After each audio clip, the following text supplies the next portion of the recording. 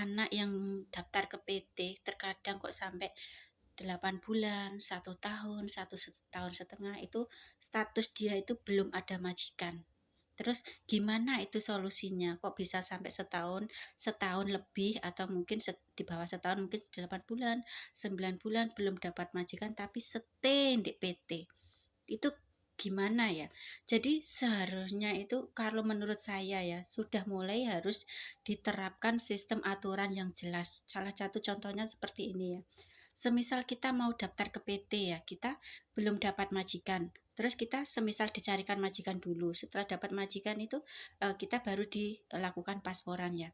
Semisal sebelum kita masuk PT itu seharusnya ada perjanjian-perjanjian tertulis. Salah satu contohnya seperti ini ya. Semisal ya, anak masuk ke PT itu persyaratan harus misalnya lengkap dan itu akan disimpan sama PT sebagai jaminan bahwa dia itu benar-benar serius ingin bekerja ke luar negeri. Semisal anak daftar dari PT itu, kalau semisal persyaratan sudah dipegang PT, ada perjanjian tertulis. Semisal dalam jangka 1 sampai 6 bulan, kalau anak itu tidak terbang, maka akan ada kebijaksanaan yang tidak merugikan kedua belah pihak dan juga tidak menguntungkan salah satu pihak. Jadi semisal contohnya ya, saya cuma kasih contoh ya aja. Ini cuman saran aja ya, karena saya itu juga merasa kasihan gitu ya kalau anak terlalu lama di PT tanpa tujuan yang jelas, padahal mereka punya keluarga, contohnya punya anak, punya suami yang di rumah, dan tentu saja meninggalkan anak, meninggalkan suami, kalau kondisi kita masih di PT itu tentu saja apa coba kepikiran ya, kita di sana tidak menghasilkan uang, tidak berkumpul dengan keluarga. Jadi semisal dibuat aturan seperti ini ya, semisal kalau anak ini 1 sampai 6 bulan itu belum terbang, tidak ada job, belum terbang, atau mungkin semisal nunggu visa, nunggu visanya pun harus dikasih batasan, misal sampai maksimal 7 bulan, kalau tidak terbang-terbang berarti dia boleh boleh menunggu di rumah, misalnya seperti itu ya. Salah satu contohnya seperti ini ya. Semisal anak 1 sampai 6 bulan itu tidak dapat job, tidak dapat pekerjaan. Alangkah baiknya dibuat aturan khusus. Contohnya seperti ini. Dibuat detail-detail biaya selama proses di PT. Contohnya seperti ini. Biaya untuk cek kesehatan berapa, ditulis ada rinciannya. Biaya untuk membuat paspor berapa, biaya untuk membuat ujian berapa, biaya untuk food selama makanan selama dia tinggal di PT itu sehari dikalkulasikan berapa, seperti itu ya. Jadi semua biaya-biaya yang dipakai calon TKW itu dikasih penjelasan, dibuat aturan yang jelas. Dan ada perjanjian, semisal anak satu TKW itu sampai 6 bulan tinggal di PT belum ada job, itu dia boleh nyabang ke PT lainnya. Jadi boleh nyabang ke agent lainnya. Saya kenapa mau berbicara begini ya? Jadi begini ya. Kita kalau tetap menahan anak yang di PT kita itu tidak segera dapat job, siapa juga yang rugi. Semisal kita satu PT itu mempunyai 5 agent atau 10 agent gitu ya. Dari agent-agent semua itu sudah ditawarkan biodata anak ini, tapi tidak ada yang tertarik. Jadi bosnya itu tidak ada yang tertarik sama anak ini. Jadi alangkah baiknya kalau kita memberi jalan dia keluar, pilihan. Data masih di tangan PT, tapi dikasih jalan untuk dia itu untuk mencabang ke PT yang lainnya. Contohnya biar ada kesempatan dia untuk mencari job di agent lainnya. Tapi kebanyakan yang saya dengar itu ya, anak kalau sudah masuk ke PT itu tidak boleh ngapa-ngapain, tidak boleh keluar. Dan kasihannya anak itu semisal sudah 1 tahun di PT, hampir 2 tahun seperti satu kontrak itu juga ada cerita-cerita seperti itu. Jadi kan kasihan juga ya. Jadi yang ingin saya sampaikan itu kan rezeki orang itu kan tidak tahu ya. Itu mungkin belum rezeki di PT yang saat ini dia daftar. Mungkin rezekinya di PT lain yang mungkin dia sudah terlanjur daftar di situ tidak bisa daftar ke sana. Jadi alangkah baiknya kalau kita memberi jalan mereka untuk berpindah PT selama jalannya itu benar-benar sudah melalui prosedurnya. Contohnya untuk biaya selama di PT yang lama itu juga menjadi tanggung jawab dia. Jadi dia juga dibebani dengan biaya itu, dan semisal dia di PT lain sudah dapat job, sudah bekerja, alangkah baiknya kalau dia itu membayar biaya di PT yang lama itu. Jadi sama-sama menguntungkan, tidak ada yang dirugikan. Di sini si mbaknya itu, si cece-nya itu juga cepat mendapat job. Rezeki orang siapa tahu, kalau dia memang itu di sana ya mau gimana lagi ya. Setiap PT pasti berusaha yang terbaik untuk cece supaya cepat terbang ke sana. Karena di grup-grup itu juga banyak loh. Aku sudah masuk PT, sudah 1 tahun belum ada job, belum ada tanda tangan kontrak, sudah melakukan medikal, sudah melakukan pasporan, tapi belum ada kabar kalau sudah dapat job atau tanda tangan. Jadi di sini intinya itu kasihan banget. Bagaimana kalau dibuat solusi yang lain gitu ya, yang sama-sama mungkin lebih baik untuk PT-nya dan juga lebih baik untuk CC-nya, supaya ada solusi yang baik untuk keduanya. Jadi tidak ada yang dirugikan. CC-nya kalau sudah dapat pekerjaan juga bisa membayar biaya di PT yang lama dan juga membayar di PT yang baru itu mungkin sedikit, karena dokumen-dokumen paspor, medikal itu sudah ada di PT lama. Jadi kerjasama itu sebenarnya juga perlu ya. Tapi kenapa ya, terkadang condong satu PT itu tetap kukuh pada satu aturan kayak gitu ya.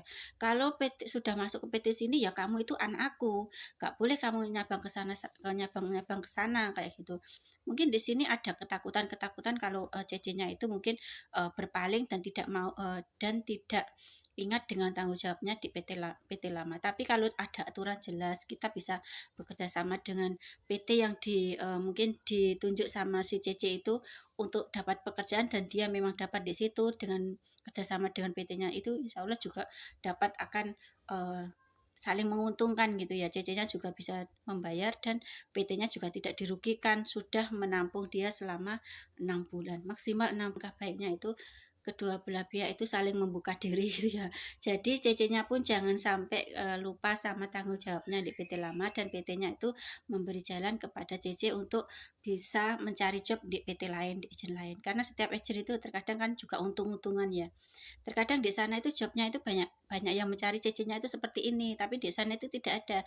Ternyata jobnya itu cocok dengan si karakter si CC itu tadi. Jadi keberuntungan orang itu tidak ada yang tahu. Semisal dia itu punya keluarga, punya anak, misalnya lebih dari satu, itu pasti butuh kasih sayang ibu. Dikasih kasih sayang tidak, dikasih uang tidak, dikasih uang jajan tidak. Jadi bagaimana nasibnya? Tentu saja ada beban-beban pikiran untuk melalui masa-masa seperti itu. Apalagi yang paling berat adalah suaminya. Istrinya tidak ada di sisinya, juga tidak membantu dalam perekonomian, belum bisa membantu dalam perekonomian, entah sampai kapan. Jadi alangkah baiknya kalau semisal setiap PT itu ada kebijakan sendiri gitu ya. Semisal contohnya seperti ini. Anak yang sudah 1 sampai 6 bulan, maksimal 6 bulan, entah terserah urusan kalian. Yang jelas ada batas waktu maksimal. Mungkin batas waktu maksimalnya setahun. Saya kira kalau 1 tahun itu terlalu lama ya, terlalu lama sekali. Maksimal mungkin 8 bulan itu sudah cukup lama banget. Karena kita kalau jangankan 8 bulan ya, 2 bulan, 3 bulan lepas dari anak, lepas dari keluarga, kita tidak bisa ngebel pun. Kita ngebel itu tidak pakai apa ya, tidak bim salah bim, telepon itu ada pulsanya sendiri kan, tidak kan, pasti ada ya, butuh internet, butuh biaya. Selama tinggal di PT kan internet pun juga butuh uang, butuh biaya kayak gitu. Jadi saya bagaimana saran saja, semisal di PT itu, semisal anak yang 1 sampai 6 bulan itu tidak bisa terbang, itu dicabangkan ke PT lainnya, dikenalkan ke agent lainnya.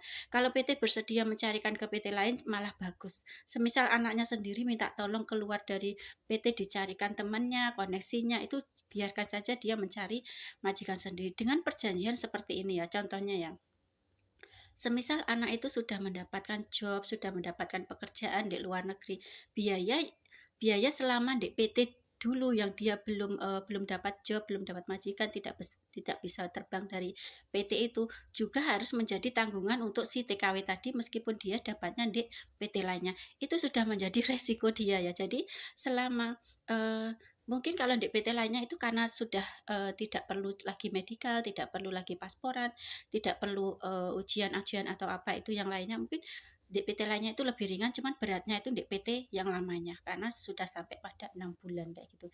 Jadi garis besarnya itu seperti ini ya. Semisal ada anak yang lama di PT, proses lama tidak datang-datang, lepaskan dia, biarkan dia mencari majikan lainnya. Semisal dia sudah dapat dan terbang, maka biaya yang sudah, ditotalkan di PT lama, misalnya biaya keseluruhan dari selama dia itu tinggal di PT itu adalah sekian. Jadi nanti akan dibayarkan saat dia itu sudah mendapat pekerjaan baru di Hong Kong. Jadi hitungannya seperti itu. Jadi kita tidak perlu menahan-nahan TKW itu tidak dapat majikan, belum dapat job, belum nunggu visa, tapi kok tidak tahu kapan sampai kapan itu tunggu DPT itu kan kasihan sekali, benar-benar kasihan ya.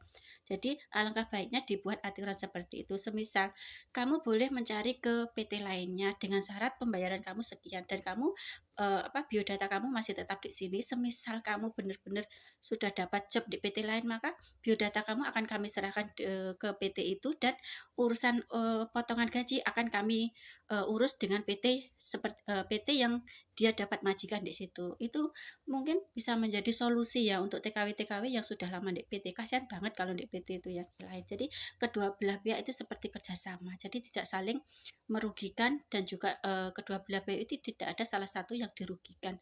Jadi kerjasama antar tenaga kerja itu juga terjalin baik ya gitu ya. Ini cuma saran saya ya. Saya bicara begini demi kebaikan TKW-TKW yang tinggal di PT itu jangan sampai kelamaan dan dan juga tidak lepas dari tanggung jawab kayak gitu karena ada solusi yang mungkin juga lebih baik daripada tinggal terlalu lama di PT tapi tidak ada job kayak itu. Next aku lanjut dengan PT, tema lain.